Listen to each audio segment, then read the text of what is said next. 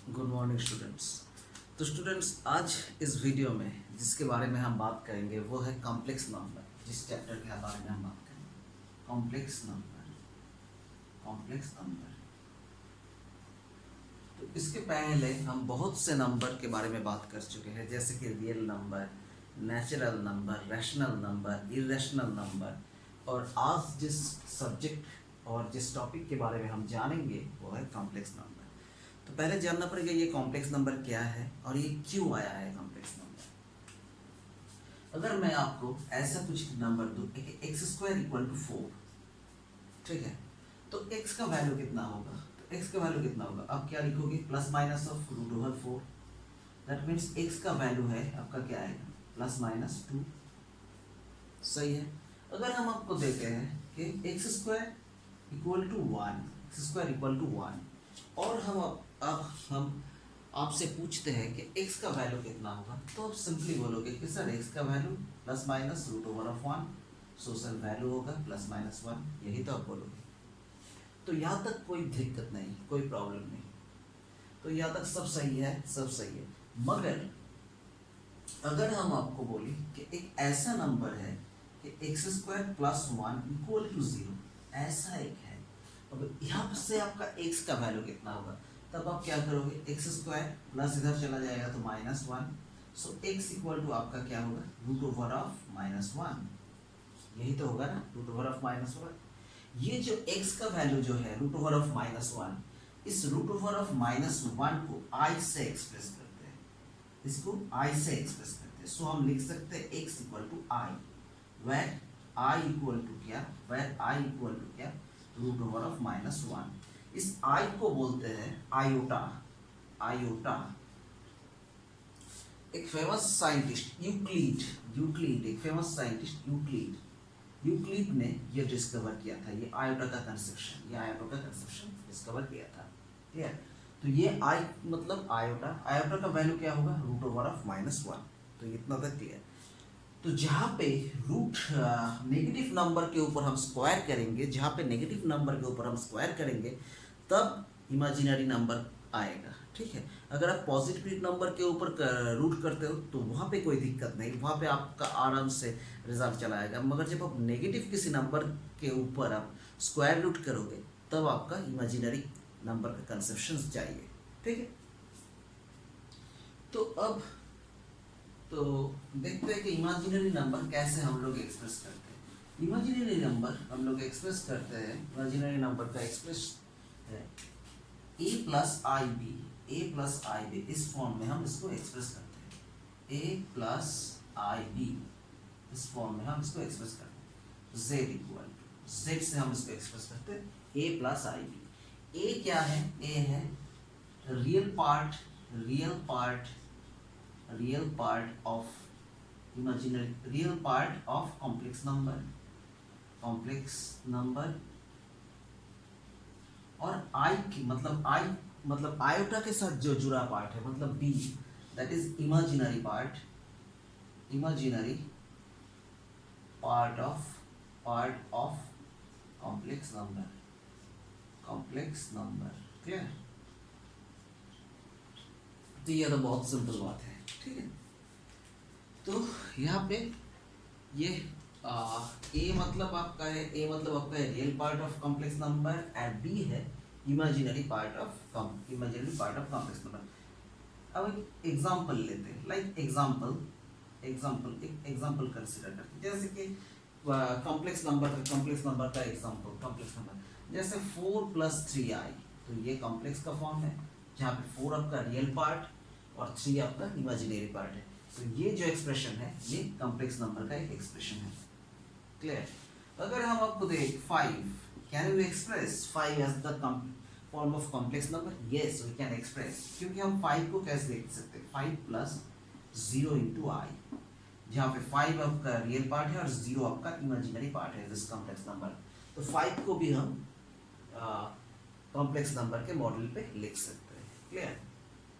Now अगर हम इस b को, इफ b इक्वल टू 0, अगर इस इक्वेशन से b इक्वल टू 0 होगा, तो z इक्वल टू क्या होगा? z इक्वल टू आपका क्या होगा? a होगा। तो z इक्वल टू a होगा। ऑब्वियसली अगर बी आपका जीरो होता है, मतलब आप बोल सकते हो, तो ए क्या है, ए इसका क्या है, रियल पार्ट है। सो आप बोल सकते हो real if b equal to zero then real z equal to real part of z equal to a. Clear. Similarly आप बोल सकते हो if a equal to zero, अगर आपका ए जीरो हो जाएगा तो क्या बचेगा, इमेजिनरी पार्ट।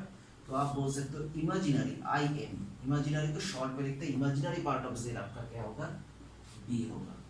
क्लियर। मतलब अगर आपका बी जीरो है तो जो रियल पार्ट आपका ए है, मतलब इसको आप बोल सकते हो प्योरली रियल, प्योरली रियल, मतलब यहाँ पे कोई इमेजिनरी का पार्ट है ही नहीं।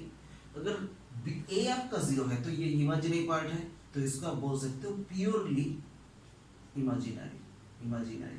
Clear, imaginary. ओके, नाउ चलिए कुछ कंसेप्शन पे फोकस करते हैं, कुछ कंसेप्शन, कुछ इंटरेस्टिंग कंसेप्शन पे ध्यान दें। जैसे एक छोटा सा कंसेप्शन हम डिस्कस करते हैं। जैसे अगर हम इसको लिखते हैं वन, सपोज लिखते हैं वन। अच्छा, वन को तो हम ऐसे भी लिख सकते हैं, वन को तो हम ऐसे भी लिख सकते हैं -1 इंटू -1, इसको तो हम ऐसे लिख सकते हैं बिकॉज ऑफ -1, और -1 को 1 आएगा, तो 1 का अगर आप रूट कर देते हो तो 1 आ रहा है, ठीक ना। तो इसको अगर हम ऐसे भी लिख सकते हैं, तो इसको अगर हम ऐसे भी लिख सकते हैं कि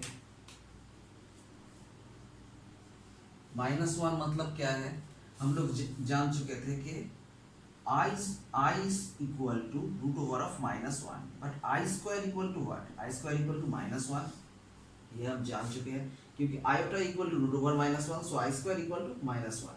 so इसकी जगह पे हम I square लिख देते हैं, इसकी जगह पे हम I square, okay. so I square into I square, clear. तो I square into I square, that means I square होगा स्क्वायर, इसको I to the power, that means I to the power 4, तो root over I to the power 4। अब I to the power 4 के ऊपर अगर आप root करते हो तो I square, और I square का वैल्यू कितना है, -1। तो क्या ये पॉसिबल है? तो यहाँ पे 1 था, इस 1 को हम 1 इक्वल टू -1, क्या ये पॉसिबल है कि नहीं? थोड़ा सोचिए इसके बारे में। जैसे 1 को हम क्या लिखे, root over of -1 into -1, root over of -1 into -1। उसके बाद -1 को हम लिखे root over of I square into I square, clear. अब इसको I स्क्वायर मतलब root over of I to the power 4। अब I टू द पावर 4 का जब स्क्वायर रूट हो रहा है तो क्या होगा, I स्क्वायर मतलब -1, so +1 equal to -1, so this is impossible case. अब कहाँ पे गलती हम की, यहाँ पे गलती कहाँ पे की? गलती हम यहाँ पे ये किए कि ये rule root over A into root over B, that is only possible if that is equal to root over AB. It is only possible,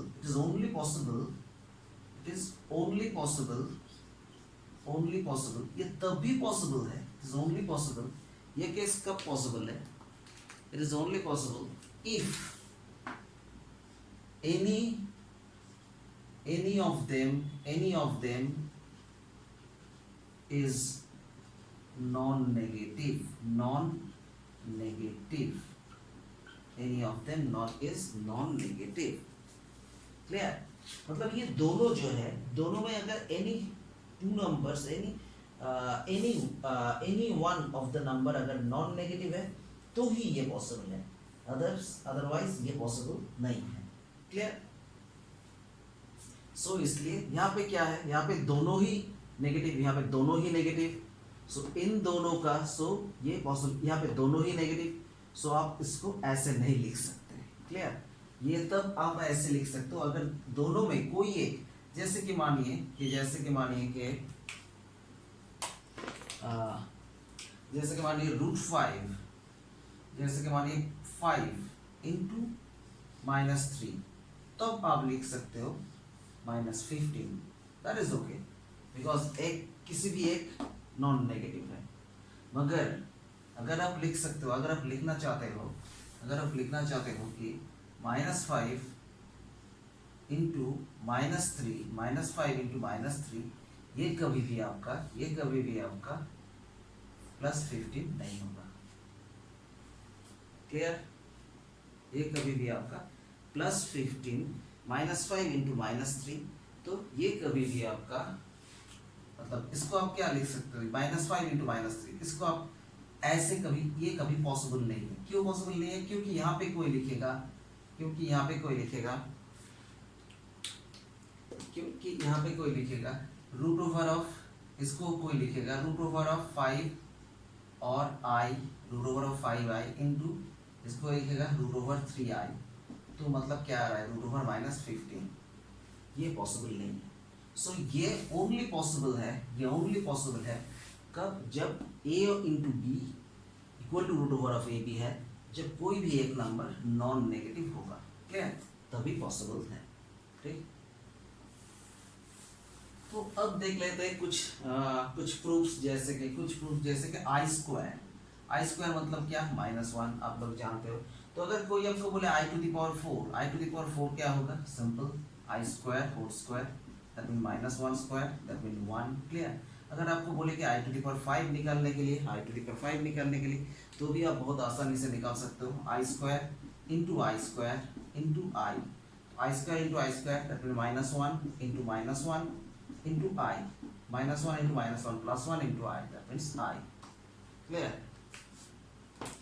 Similarly आप लिख सकते हो, अगर कोई आपको बोले I to the power